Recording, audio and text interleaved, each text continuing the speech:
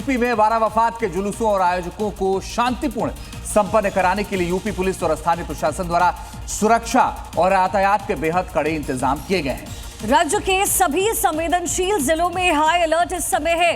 जुलूस के दौरान आम जनता को असुविधा ना हो, इसके लिए प्रमुख शहरों में रूट डायवर्जन लागू हुआ है। संवेदनशील इलाकों में सेक्टर मजिस्ट्रेट को तैनात किया गया। चप्पे चप्पे पर पुलिस फोर्स को तैनात किया गया है।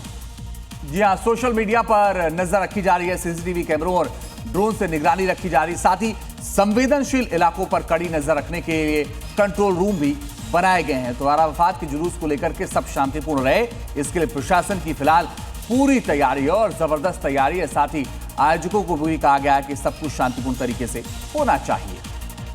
तो संवेदनशील इलाके जहां पर फ्लैग मार्च निकाला जा रहा है, उत्तर प्रदेश में बाराफात पर कड़ी सुरक्षा के इंतजाम, पुलिस ने सुरक्षा के कड़े इंतजाम किए हैं।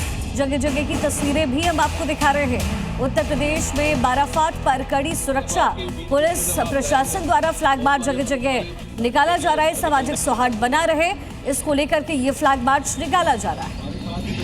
तो ड्रोन और सीसीटीवी कैमरों से निगरानी भी लगातार रखी जा रही है। मैं देखता हूं कि बहुत सारे अब आपके रास्तों पर ही निकाले जाने के लिए सभी ने सहमति भी जताई है। पूरे जनपद को 5 जोन और 16 सेक्टर में विभाजित किया गया है। उसके हिसाब से ड्यूटी मजिस्ट्रेट भी तैनात किए गए हैं। संवेदनशील इलाकों में पुलिस बल का पीआरबी के माध्यम से भी और अन्य तरीके से भी लगातार गश्त जारी है।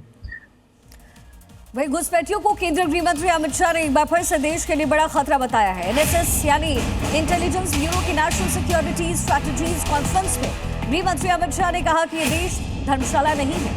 इस देश में देश के नागरिकों को ही रहने का अधिकार है। घुसपैठिए देश की सुरक्षा, अर्थतंत्र और जनसंख्यांकिकी परिवर्तन तीनों के लिए खतरा है।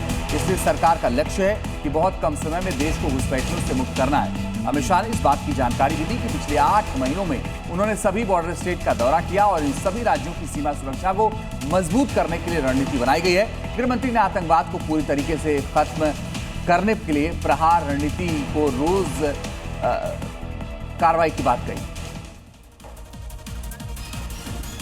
वही हिजाब विवाद पर ओवैसी का स्टेटमेंट, हाईकोर्ट का फैसला इस्लाम पर हमला है, अनुच्छेद 25 और 19 का उल्लंघन इसे माना जाएगा। हाईकोर्ट के फैसले से सहमत नहीं है असदुद्दीन ओवैसी ने ये बड़ा स्टेटमेंट दिया है। साथ ही उन्होंने कहा कि आप इस्लाम तय नहीं कर सकते हैं और उन्होंने हवाला दिया अनुच्छेद का 19 का और उन्होंने कहा कि अनुच्छेद 25 और 19 का ये पूरी तरह से उल्लंघन है। आपको बताएं कि इलाहाबाद हाईकोर्ट ने कहा था कि हिजाब इस्लाम का हिस्सा नहीं है।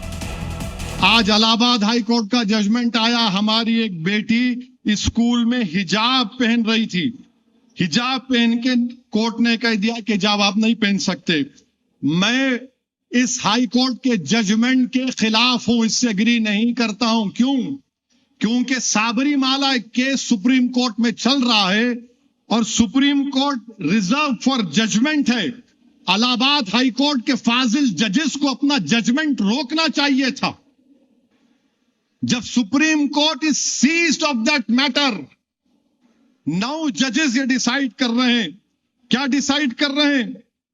कि एसेंशियल क्या है, what is essentiality, what is essential, और फिर क्या रिलीजियस जो हमारी इबादतें हैं वो भी प्रोटेक्ट करेंगे नहीं करेंगे। और आज का फैसला ये भारत की आईन की दफा 25 और 19 के खिलाफ है। मैं कपड़े पहनता हूं, सिख हमारे बेटियां और हमारे बच्चे पहनते हैं। आप होते कौन है इस्लाम के एसेंशियलिटी को डिसाइड करने वाले? गलत है, बल्कि ये तो इस्लाम पर हमला है यह फैसला।